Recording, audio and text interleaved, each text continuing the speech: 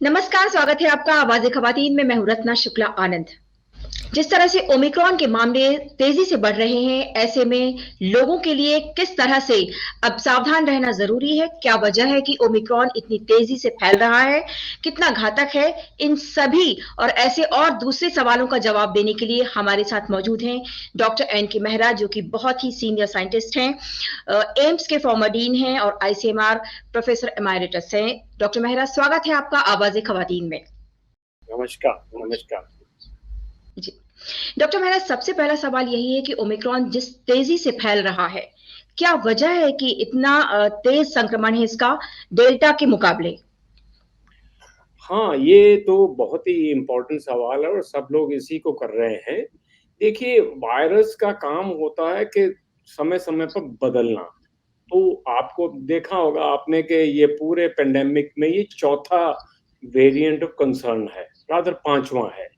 पहले अल्फा आया, फिर बीटा, फिर गामा, फिर डेल्टा। डेल्टा जो कि सबसे ज़्यादा स्ट्रॉन्ग था, क्योंकि उसका जी। कारण ये था कि वो हाईली ट्रांसमिसिबल था, मतलब फैलता काफ़ी तेज़ी से था, लेकिन उससे ज़्यादा जो खतरनाक बात थी कि वो लंग्स को काफ़ी जल्दी से इन्फ्लुएंस कर देता था। तो और आपने देखा होगा कि इंडिया में भी सेकंड वेव के टाइम में जो अप्रैल मई में, और आपको याद होगा कि जनवरी फरवरी इसी साल में तो लोगों ने ये कहना शुरू कर दिया था कि कोविड तो चला गया, क्योंकि जी। नंबर यहाँ बहुत कम हो रहे थे, जबकि यूरोप में और यूके में बढ़ रहे थे। तो सब लोगों ने अपना गार्ड जो था नीचे कर दिया। तो नए-नए वेरिएंट्स आ जाते हैं और नए-नए ये जो वेव्स आती हैं, इसके 2 कारण होते हैं। एक तो ह्यूमन ने अपना गार्ड डाउन किया और वायरस ने अपना बदलाव किया।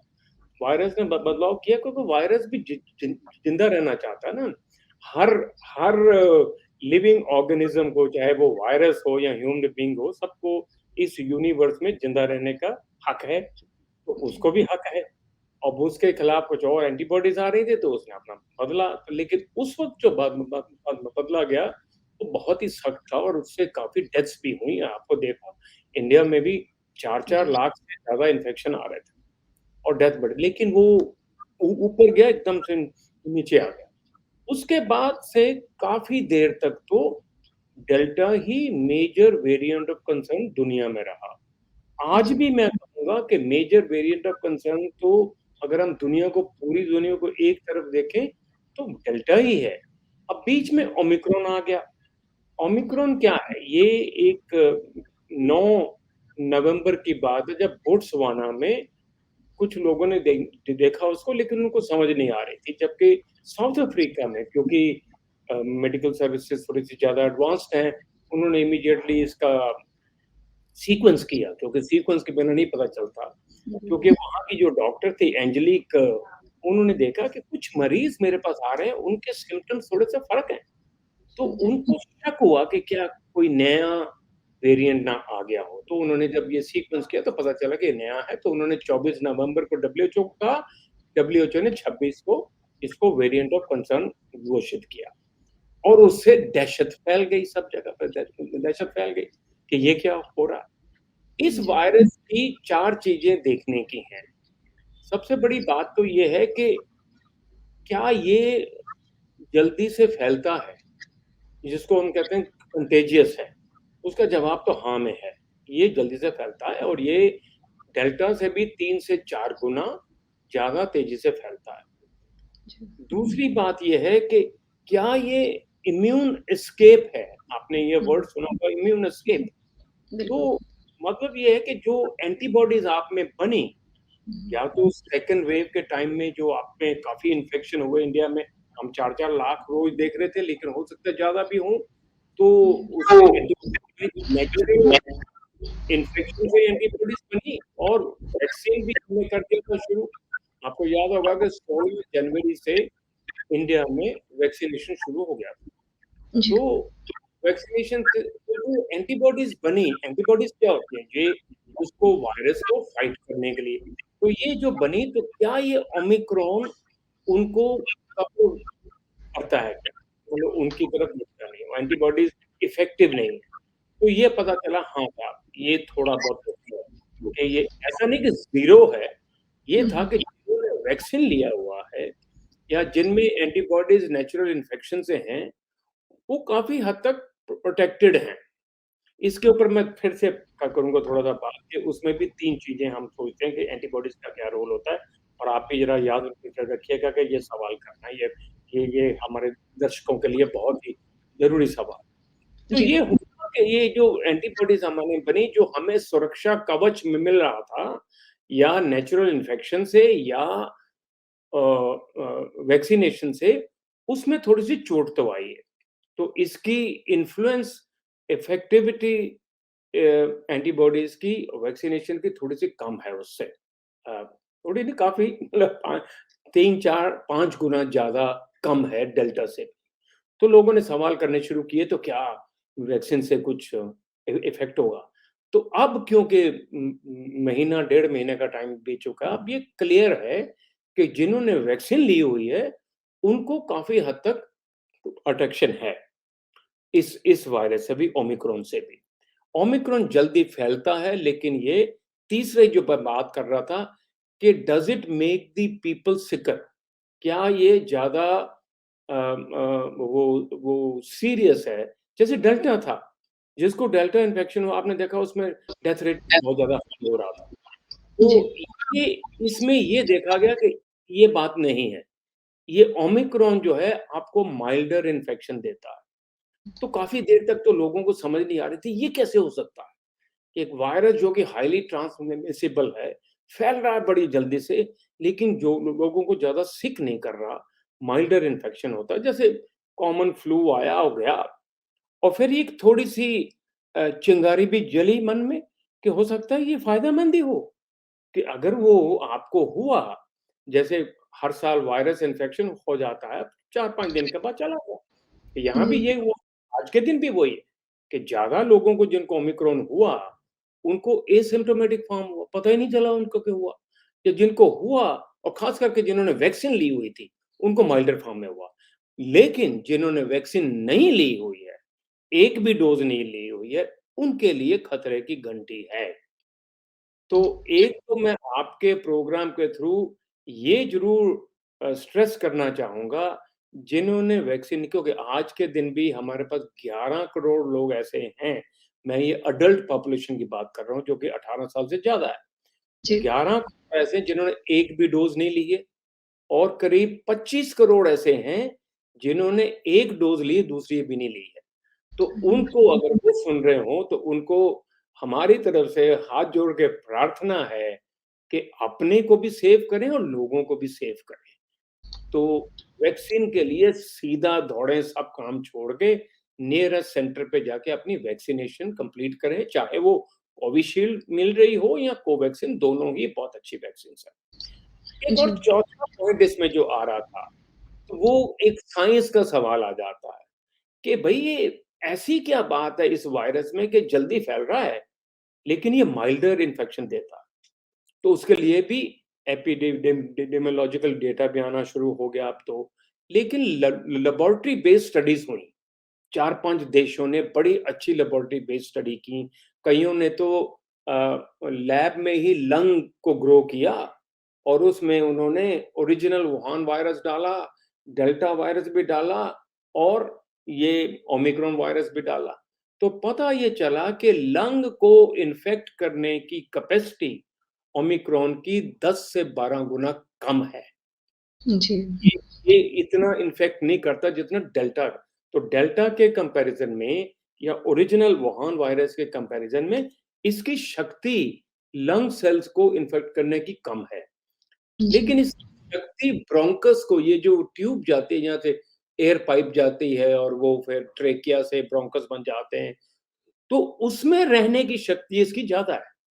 वो करीब 30 से 40 गुना ज़्यादा है। तो उसका मतलब ये बना, अगर यहाँ ज़्यादा है, तो मैं ट्रांसमिट जल्दी कर पाऊँगा, औरों को दे पाऊँगा। तो इसलिए उसका वो ट्रांसमिसिबल बहुत ज़्यादा है। लेकिन अगर हो गया, तो पैनिक की बात नहीं है, क्योंकि ये ज़्यादा माइल्डर फॉर्म ही इन्फेक्शन देता है, बनिस्बत आपने वैक्सीनेशन ली हो। जी। वैक्सीन जो लोग हैं, जो डबली वैक्सीनेटेड हैं, या जिनको एक बार कोविड इन्फेक्शन हुआ और उन्होंने एक भी डोज़ ली हो वैक्सीन की, तब भी बहुत अच्छा है। तो उनको पॉसिबिलिटी यही रहती है कि उनको माइल्डर इन्फेक्शन ही होगा।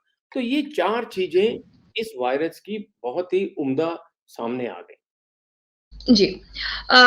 तो सर हम ये जानना चाहते हैं अब कि बच्चों को वैक्सीन नहीं दी गई है, हालाँकि अभी 15 से 18 साल के बच्चों के लिए वैक्सीन के लिए जैसे पीएम ने घोषणा की है तो, अब उनके लिए क्या सावधानी बरतनी ज़रूरी है? देखिए, आपने देखा कि लास्ट पहली वेव के टाइम में भी, सेकंड वेव के टाइम में बच्चे आमतौर पे बीमार होते नहीं हैं। बच्चों का इम्यून सिस्टम बड़ा स्ट्रॉन्ग होता है।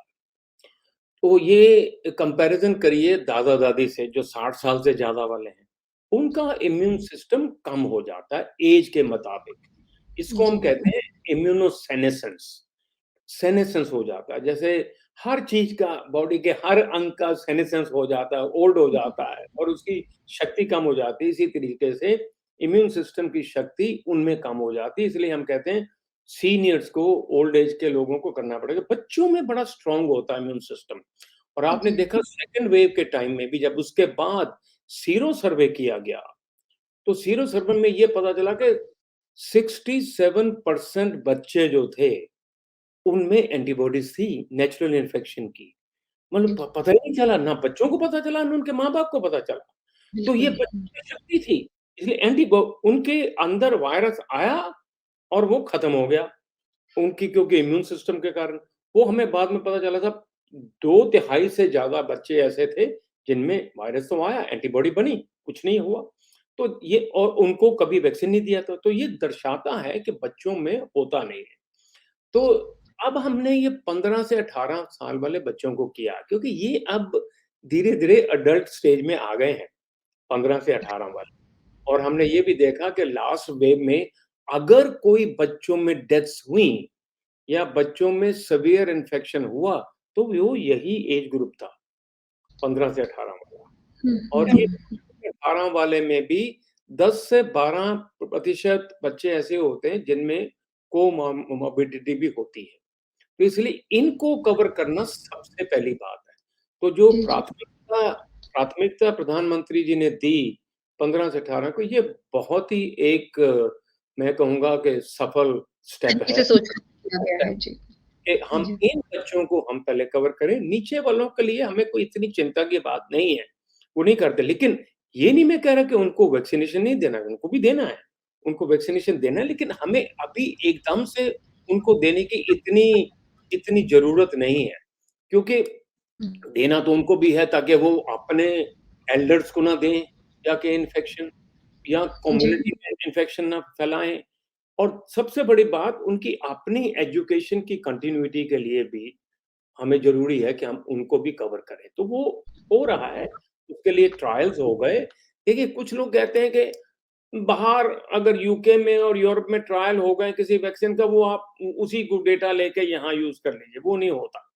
हमें भारत में ही, भारत की पॉपुलेशन पर ही डेटा जनरेट करना पड़ेगा, क्योंकि मैंने लास्ट टाइम भी आपको बताया था पॉपुलेशन बेस्ड डिफरेंसेस होते हैं। जी। आज भी आप देख रहे हो जितनी तेज़ी से ये यूरोप और यूके में फैल रहा है, यूके में आज के दिन लाख-लाख से ज़्यादा इन्फेक्शन आ रहे हैं। बिल्कुल। इंडिया में आज के दिन टोटल ओमिक्रॉन इन्फेक्शन 600 है। तो जी। आज भी हमारा सबसे बड़ा कंसर्न तो डेल्टा का ही है।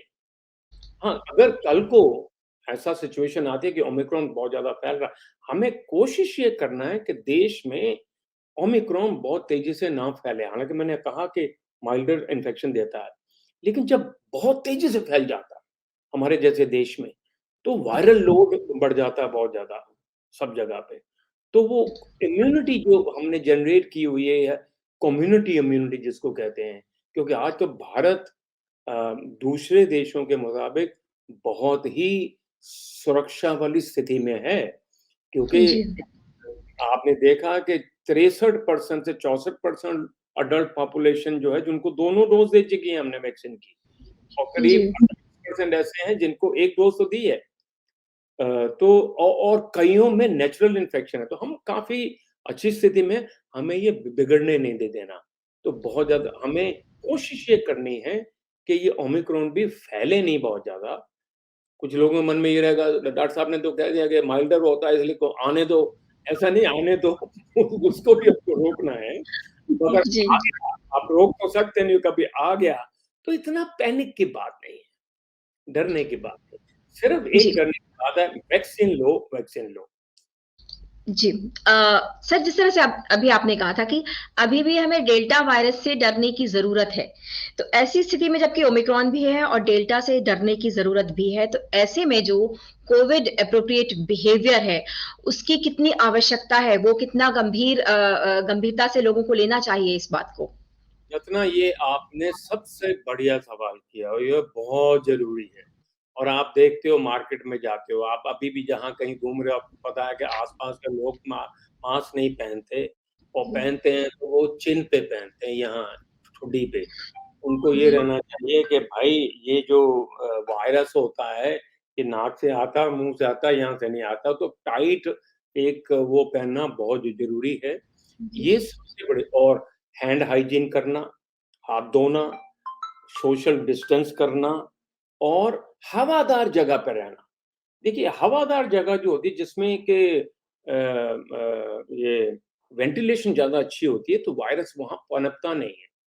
तो बंद कमरे में आप अगर हो, और काफ़ी लोग उस बंद कमरे में आ गए, तब तो मास्क पहनना और भी ज़रूरी है। और जब आप जी, मार्केट में जा रहे हो, जहाँ इतने लोग घूम रहे हैं, तो वायरस वायरस तो फैलेगा। तो इसलिए वहाँ भी मास्क पहनना बहुत ज़रूरी है। तो ये चीज़ों का ध्यान रखना तो बहुत ही आवश्यक है, जब तक हम इसकी वो ना देखें कि ये चला गया, किसी तरीके से। जी, जी। सर, अब म्यूटेशन पर आते हैं। ये वायरस इतनी तेजी से म्यूटेट हुआ, इसकी वजह क्या थी? और ऐसा पहले भी कहा जाता रहा है कि जितने ज्यादा लोग इसके संपर्क में आएंगे, जितना ज्यादा संक्रमण फैलेगा, म्यूटेशन उतनी तेजी से होगा। क्या इसमें कितनी सच्चाई है? ये बिल्कुल सच्ची बात है। इसलिए हम कह रहे हैं कि इसको बहुत ज़्यादा फैलने नहीं देना। जब ये वायरस मल्टीप्लाई करेगा ना, एक से दूसरे में जाएगा। अब जैसे 100 लोगों को है, तो वो अब इसकी ट्रांसमिसिबिलिटी इतने है कि वो 400 में चले जाएगा। 100 से 400 से फिर आप गुना करके देख लीजिए। तो इतनी तेज़ी से फैलता है ये।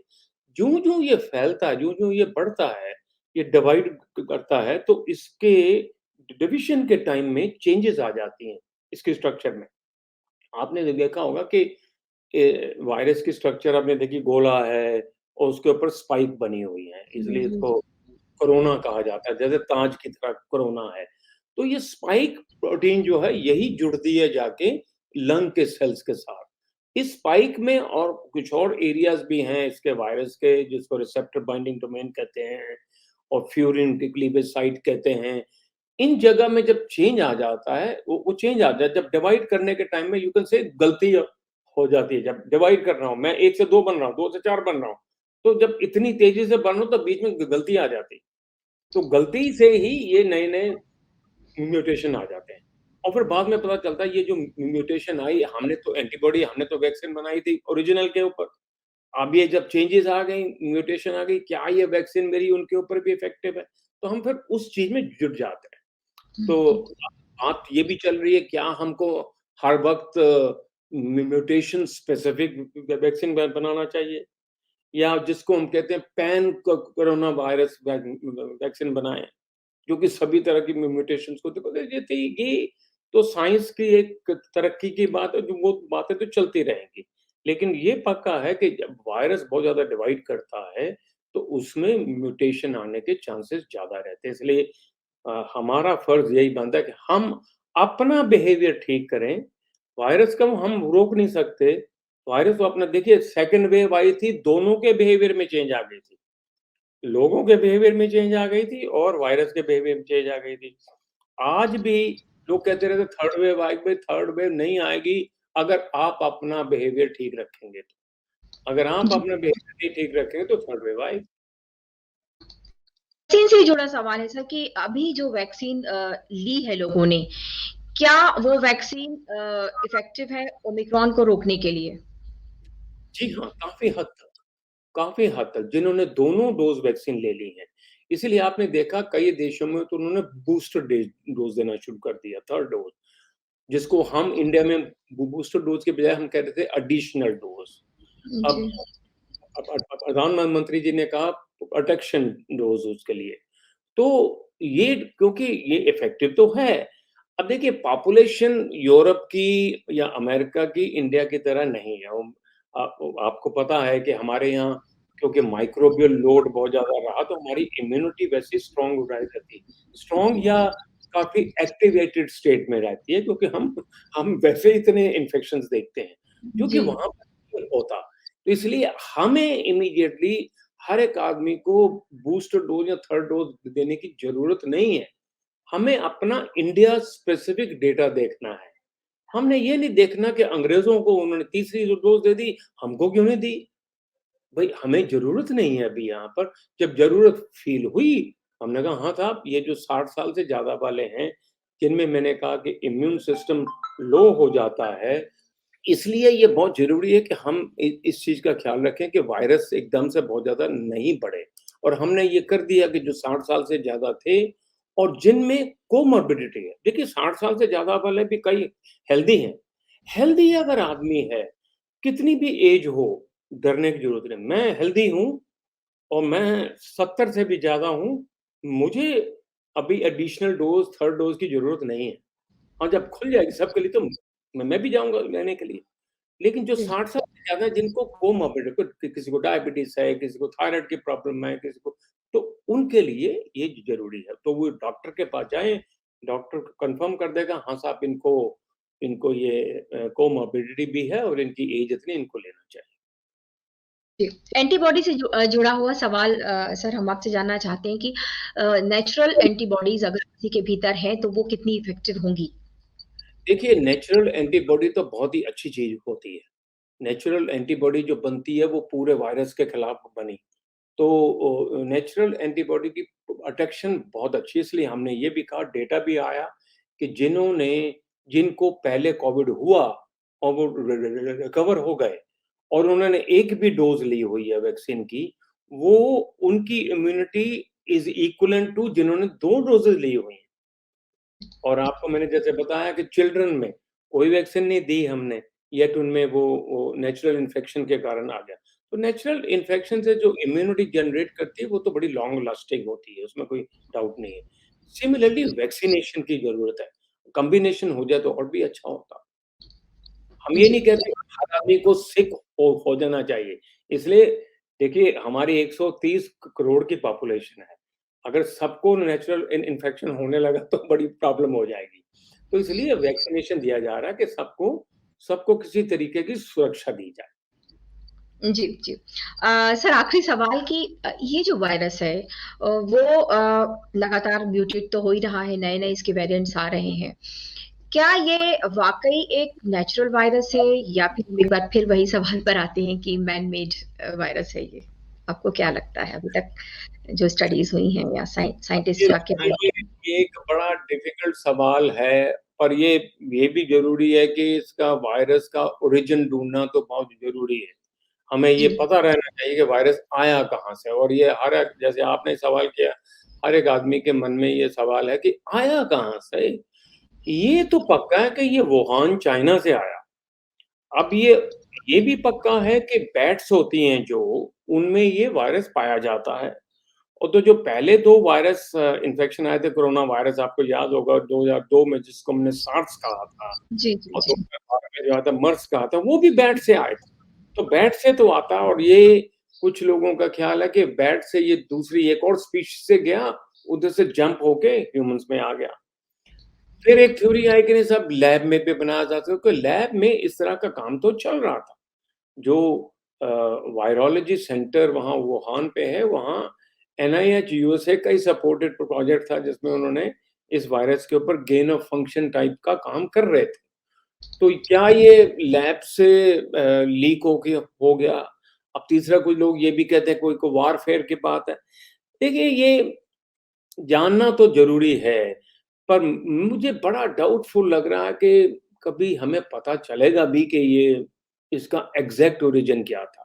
जी, ऐप जनरेटेड भी हो सकता है, उसके लिए भी काफ़ी एनेक्डोटल जो एविडेंस आ रहे हैं, उससे पता चलता है कि हो सकता है कि लैब से लीक हुआ हो। अब ये जानबूझ के किया गया, ये मैं इसके शायद इसके सहमत इतना नहीं हूँ। हो सकता है कि लीक हो गया हो लैब से, हो जाता है एक्सीडेंटली। या फिर ये एनिमल ओरिजिन से वो जंप स्पीशीज से आया। अब हो सकता है कुछ सालों के बाद इसके बारे में पता चले, पता करना तो बहुत जरूरी है। जी। लेकिन यदि ऐसा हुआ भी है, मान लीजिए एक्सीडेंटली हुआ है, तो ऐसी चीजों से निपटने के लिए हम कितने तैयार हैं? ना सिर्फ हम बल्कि पूरी दुनिया कितनी तैयार है? ये एक तरह से अगर हम जैविक हमले की तरह भी ले लें इसको, हाइपोथेटिकल है पर अगर हम ले लें इसे तो। जी। ये एक्सपर्ट ग्रुप जो डब्ल्यूएचओ में भी है, वो भी इसके ऊपर काफी काफी देर से इसके ऊपर डिस्कशन चल रही है कि कैसे उसको किया जाए। हो सकता है कुछ टाइम के बाद इसके ऊपर भी कुछ गाइडलाइंस आए। देखिए, वायरस पे जो स्टडी चलती है वो तो ह्यूमन के बेनिफिट के लिए ही है ना। जो जो जो साइंटिस्ट स्टडी करते हैं वायरस का बिहेवियर क्या है, कैसे ये मल्टीप्लाई करता है, कैसे ये आगे जाके ट्रांसमिट करता है, वो तो साइंस को आगे बढ़ाने के लिए, ताकि नॉलेज और बढ़े इन वायरसेस के बारे में। तो उसके लिए सुरक्षा करना और भी ज़रूरी है। क्या पता कि अभी तक जो सुरक्षा थी, अगर ये लैब ओरिजिन है, तो शायद वो कम हो, उसमें कुछ कमियाँ हों, उन कमियों को दूर करना तो ज़रूरी है।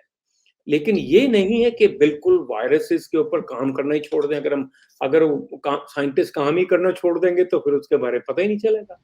फिर आप कैसे जी। नई-नई दवाइयाँ लाएँगे, नए-नए वैक्सीन कैसे लाएँगे? तो वो दोनों चीज़ें तो साथ-साथ चलेंगी, लेकिन ये ज़रूरी है कि इससे कुछ सीख में मिलेगी।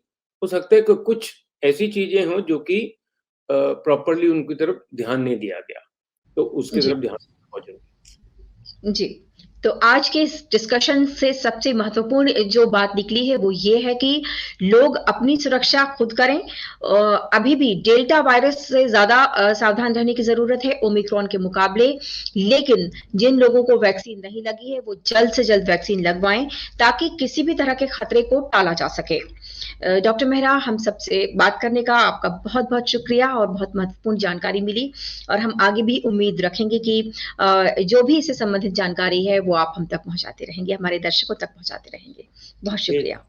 जी, धन्यवाद। नमस्कार। नमस्कार।